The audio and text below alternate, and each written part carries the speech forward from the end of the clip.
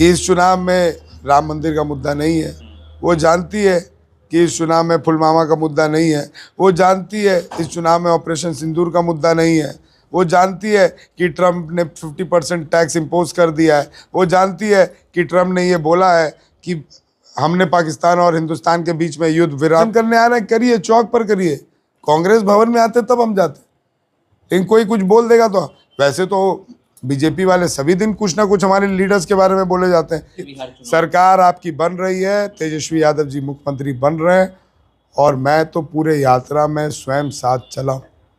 जो रुझान है, जो पागलपन है, जो दीवानगी है, वो मैंने आज तक नहीं देखा। निश्चित क्योंकि महागठबंधन की रैली है और महागठबंधन के नेताओं के साथ कल का ये हमारा जो सभा है वो आखिरी दौर पे है और जितनी तैयारियां हैं उससे ज़्यादा मैं समझता हूं कि जो जोश के साथ हमारे कार्यकर्ता, चाहे इंडिया गठबंधन के तहत आप उसे कह लें या फिर व्यक्तिगत तौर से यहाँ के विधायक के कार्यकर्ता कह लें या फिर जो हमारी पार्टी के लोग जो हमारे पार्टी की सोच से जुड़े हुए हैं उनकी तैयारी कर लें, वो ज़रूरत से ज़्यादा काफ़ी, मैं कह सकता हूँ काफ़ी तादाद में लोग यहाँ पर आने वाले हैं।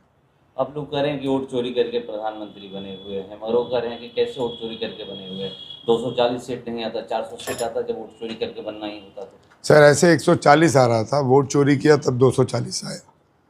और आप ये बताइए, जो राहुल गांधी जी प्रमाण दे रहे हैं, अगर इन्होंने वोट चोरी नहीं किया तो इन्होंने कैमरा देखना हर एक उम्मीदवार का, हर एक प्रत्याशी का राइट्स, ये उसका पॉलिटिकल राइट्स है, ये उसका व्यक्तिगत राइट्स है कि वो अपने पोलिंग बूथ के कैमरा को वीडियो देख सकता है। तो वो इलेक्शन कमीशन क्यों नहीं दे रही है? दूसरा, अगर वोट चोरी नहीं हुआ था तो इन्होंने इलेक्शन कमीशन पर ये नियम लागू क्यों किया कि इलेक्शन कमीशन पर कोई भी कार्रवाई किसी भी पार्टी, किसी भी न्यायालय, कहीं से भी आप नहीं कर सकते हैं। अगर इलेक्शन कमीशन जो जिसको बचाया जा रहा है, अगर इलेक्शन कमीशन साफ था, इलेक्शन कमीशन पर कोई दाग नहीं था, तो इलेक्शन कमीशन को फिर प्रोटेक्ट क्यों किया जा रहा है? हम महाराष्ट्र में आपने कर्नाटका की आपने बातों को सुना, महाराष्ट्र में हम लोकसभा में अव्वल नंबर पर आते हैं और 3 महीना के बाद चुनाव होता है और वहीं पर हमको विधानसभा में हमारी सब गठबंधन के लोग हार जाते हैं और जो वोट बैंक प्लस हुआ वो वोट बैंक बीजेपी के खाते में जाती है। तो ये तो साफ समझने वाली बात है कि वोट चोरी हो रही है कि नहीं हो रही है। और नहीं हो रही है तो अगर संविधान के तहत आप सत्ता में हैं तो उसी संविधान के तहत हम विपक्ष में हैं और उसी संविधान के तहत उस व्यक्ति का अधिकार है, जो व्यक्ति चुनाव आ रहा है, कि उस व्यक्ति को पोलिंग स्टेशन का वीडियो फुटेज आपको उपलब्ध कराना चाहिए। ये तो उसका व्यक्तिगत राइट्स है, कोई भी प्रत्याशी का व्यक्तिगत राइट्स है। आप लोग की सरकार झारखंड में है, झारखंड में ब्रह्मो साहब विधायक भी है, तो झारखंड को लेकर भी जिक्र करते हैं लोग कि अगर हमें सरकार बनानी होती तो झारखंड में भी हम बना लेते वोट चोरी करके। सर इन्होंने वहाँ पर टारगेट किया है जिनकी पॉपुलेशन की तादाद ज़्यादा है, इन्होंने वहाँ पर टारगेट किया है जिनके वोटर्स जो हैं वो कहीं ना कहीं दूसरे जगह पर डिपेंडेंट हैं। मेरा कहने का मतलब है जैसे महाराष्ट्र में, तो महाराष्ट्र में बिहार के वोटर्स जाके डिपेंडेंट हैं, वहाँ पर वोट की संख्या को बढ़ाया गया है, बिहार में वोट की संख्या को घटाया जा रहा है। आप समझिए कि वोट चोरी का मतलब ये नहीं है कि वोट आपका बढ़ाकर उन्होंने अपने ऊपर डाल दिया, वोट घटाकर भी आपको टारगेट किया जा रहा है। बिहार में 65 लाख वोट फिर किस आधार पर कटा? बिहार में जो आदमी जीवित है वो खड़ा होकर क्यों बोल रहा है कि मेरा नाम कट गया? हर जगह बोला जा रहा है। बिहार में क्यों बोला जा रहा है कि मेरी माँ जीवित है उसका नाम कट गया? तो ये वहाँ पर टारगेट कर रहे हैं जहाँ पर गरीब दबे कुचले लोग हैं और वो कहीं ना कहीं अपने जीवन को आगे बढ़ाने के लिए, उनको जीने के लिए दूसरे राज्य में कमाने जाते हैं।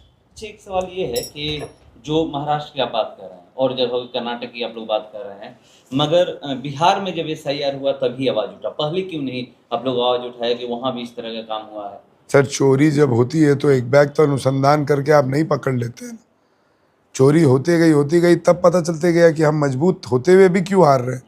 तो उसके अंदर घुसा गया, उसका पर्दाफाश किया गया और जब पुख्ता सबूत मिला तब हम अपनी आवाज़ उठा रहे। हम पहले दिन से तो नहीं बोल रहे थे। पहले दिन तो हम महाराष्ट्र में हारे तो हमने ये बोला कि जनता का जो मैंडेट है वो हमें मंजूर है। हम छत्तीसगढ़ आ रहे तो हमने बोला कि जनता का जो मैंडेट है वो हमें मंजूर है। हमें लोकसभा में 240 आया, हमने राहुल गांधी जी मीडिया के सामने आके बोले कि जनता ने इतना प्यार दिया, 240 की बढ़ोतरी दी, कांग्रेस को 100 पर वापस लाया, ये प्यार है, जनता का विश्वास बढ़ रहा है। लेकिन उसके बाद जैसे जैसे पता चला ग्राउंड रियलिटी के बारे में तब हम लोग ने इसका खुलासा किया। एक वीडियो क्लिप आप देखे होंगे वायरल हो रहा है, जो प्रधानमंत्री सर, जो गाली दिया जा रहा है उसको लेकर वो वीडियो क्लिप जो वायरल हो रहा है, उस वीडियो क्लिप में आपने स्वयं देखा होगा कि वो व्यक्ति जिसको गिरफ्तार किया गया है वो शिवराज चौहान के साथ दिख रहा है। उसके पार्टी का मेंबर है, भारतीय जनता पार्टी का मेंबर है वो। तो अपनी ही पार्टी के लोगों से गाली दिलवा कर उसको हिंदू मुस्लिम का रंग देना, उसको कांग्रेस बीजेपी का रंग देना, ये तो बीजेपी की साजिश है। और वो जानती है कि इस चुनाव में राम मंदिर का मुद्दा नहीं है, वो जानती है कि इस चुनाव में पुलवामा का मुद्दा नहीं है, वो जानती है इस चुनाव में ऑपरेशन सिंदूर का मुद्दा नहीं है, वो जानती है कि ट्रम्प ने 50% टैक्स इम्पोज कर दिया है, वो जानती है कि ट्रम्प ने ये बोला है कि हमने पाकिस्तान और हिंदुस्तान के बीच में युद्ध विराम करने के लिए मोदी जी को बोला कि 5 घंटे में ख़त्म करो, तो उन्होंने फिर से नया सलूफा दे दिया। क्या शिवराज सिंह चौहान के साथ उस व्यक्ति का फोटो नहीं है? क्या बीजेपी के अन्य लीडर्स के साथ फोटो नहीं है? क्या वो पार्टी के पदाधिकारी पद पर नहीं है? अब उसे भी बीजेपी बोलेगी एआई है, तो वैसे हम भी बोलेंगे कि वो एआई है। लाठियां चली है पटना में। निश्चित तौर पर अगर आप के प्रदर्शन करना, किसी का विरोध करना, किसी का साथ देना, ये व्यक्तिगत अधिकार है, लेकिन आप किसी के घर में घुसकर रंगदारी नहीं ना करिएगा। ये लोग रंगदारी कर रहे थे, तो रंगदारी नहीं कर रहे थे। 5-5 मंत्री को भेजा गया, 5-5 मंत्रियों को भेजा गया सदाकत आश्रम में, तो मंत्री का आप ढौस दिखाकर सोचिएगा कि गांधी के विचारधारा को दबा दें, तो अंग्रेज नहीं दबा पाए तो आप क्या दबा पाइएगा। हम कांग्रेसी तो लाठी खाने के लिए बने हुए हैं, लाठी खाएंगे, लेकिन उस समय अंग्रेजों का एडमिनिस्ट्रेशन था, अभी पुलिस अपना एडमिनिस्ट्रेशन करती है, तो गलत करिएगा तो लाठी तो चलेगा ही ना। आखिरी सवाल, और आप बताइए ना, यहाँ पे 3 विधायक बैठे हुए हैं, मुन्ना तिवारी जी बैठे हुए, आनंद राम जी बैठे हुए, आनंद शंकर जी बैठे हुए, मैं खुद विधायक हूँ, मैं बैठा हुआ हूँ, 3 विधायक कांग्रेस के हैं। 50 मीटर पर बीजेपी प्रदर्शन करने के लिए अभी आया शहीद भवन में। क्या हम तीनों विधायक में से कोई गए क्या वहाँ पर? हम नहीं गए। क्यों? क्योंकि वो प्रदर्शन करने आ रहे हैं, करिए, चौक पर करिए। कांग्रेस भवन में आते तब हम जाते, लेकिन कोई कुछ बोल देगा तो। वैसे तो बीजेपी वाले सभी दिन कुछ ना कुछ हमारे लीडर्स के बारे में बोले जाते हैं, क्या कुछ नहीं बोला जाता है ये बताइए। क्या गाली बीजेपी के मंत्री क्या नेहरू जी को गाली नहीं दिए? क्या सोनिया गांधी जी को गाली नहीं देते हैं? क्या इंदिरा गांधी जी को गाली नहीं देते हैं? लेकिन कभी सुना है आपने कि कांग्रेस वाले जाकर उनके बीजेपी ऑफिस में तोड़फोड़ कर रहे हैं? आप पहले ये तो साबित करिए कि वो आदमी जो गिरफ्तार हुआ है वो है कौन, और फिर प्रदर्शन करना शुरू करिए। चुनाव के प्रति रंग देने से कुछ होता नहीं। ये जो कार्यक्रम है, क्या लग रहा है कि उसको लेकर माहौल बिगाड़ने की कोशिश? देखिए, ये आरा की बात नहीं है, ये पूरे बिहार में जो कार्यक्रम है माहौल बिगाड़ने की बात कही जा रही है। सपोर्ट कहीं से नहीं मिल रहा है। जो गवर्नमेंट पदाधिकारी हैं वो लोग कुछ करने से पहले डर रहे हैं, परमिशन देने से। अब हमारा लेटर दिया हुआ 3 दिन हो गया, आज हमें परमिशन दिया जा रहा है सभी चीज़ों का, ये जानते हुए भी कि Rahul Gandhi CRPF ASL group में आते हैं। एएसएल की सुरक्षा मात्र हिंदुस्तान में 4 आदमियों को मिली हुई है, एक अमित शाह जी को और गांधी परिवार जी को। ये एएसएल है, लेवल 2 पीएमओ होती है इनकी सुरक्षा। और अब राहुल गांधी जी कोई मेंबर ऑफ पार्लियामेंट नहीं है, राहुल गांधी जी नेता प्रतिपक्ष लोकसभा सदन है। वो तो नियमता आपको उनको गवर्नमेंट प्रोटोकॉल मिलना ही है, अभी नहीं देंगे, फिर इनको कोड ऑफ कंडक्ट में बुलाया जाएगा।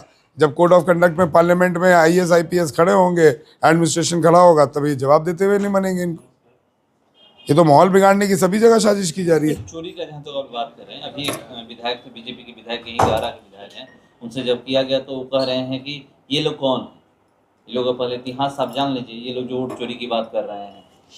सर किसके इतिहास, किस व्यक्ति के बारे में आप बोल रहे हैं? उन्होंने क्या बोला, उन्होंने क्या बोला नहीं बोला वो मैं जानता नहीं हूँ, लेकिन अगर कांग्रेस का इतिहास बोल रहे हैं तो उनसे इतिहास में तो अच्छे हैं हम, जिन्होंने 50 साल भारत का झंडा अपने कार्यालय में नहीं फहराया, उनसे तो अच्छे हैं ना सर हम। उनसे तो हम अच्छे हैं कि जिस बाबा साहब अम्बेडकर जी ने जाति प्रथा को ख़त्म करने के लिए, धर्म प्रथा को ख़त्म करने के लिए, इक्वालिटी के लिए, 1 वोट 1 पर्सन के अधिकार के लिए संविधान रचा, तो उस संविधान को मानने वाले लोग हैं।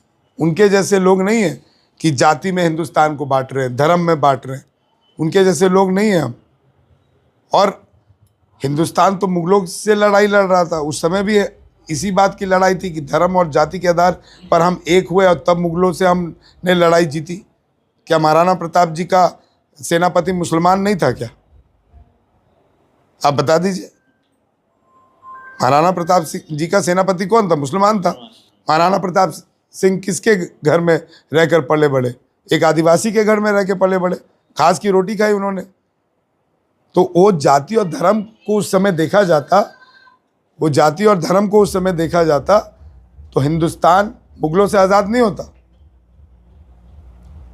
अगर वीर कुंवर सिंह जी ये देखते कि 80 की उम्र में हम राजपूतों को बचा रहे हैं, तो क्या वो पूरे आरा को बचा पाते क्या?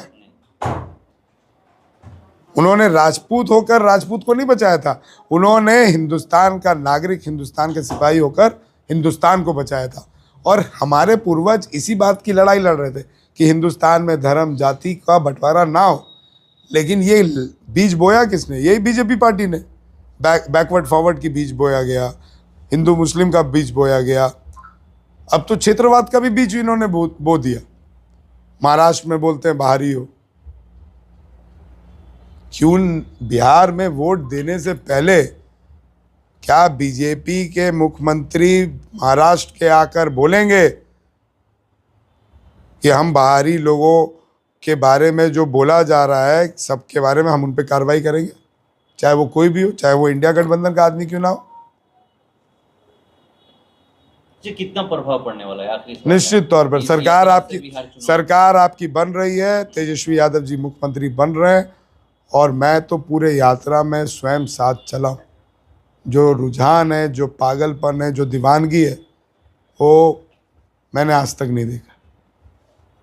लोग सुबह जिला से शुरू करते हैं और रात के जिला तक पहुँचते हैं। आप देखिएगा चुनाव में क्या नतीजा आने वाला है।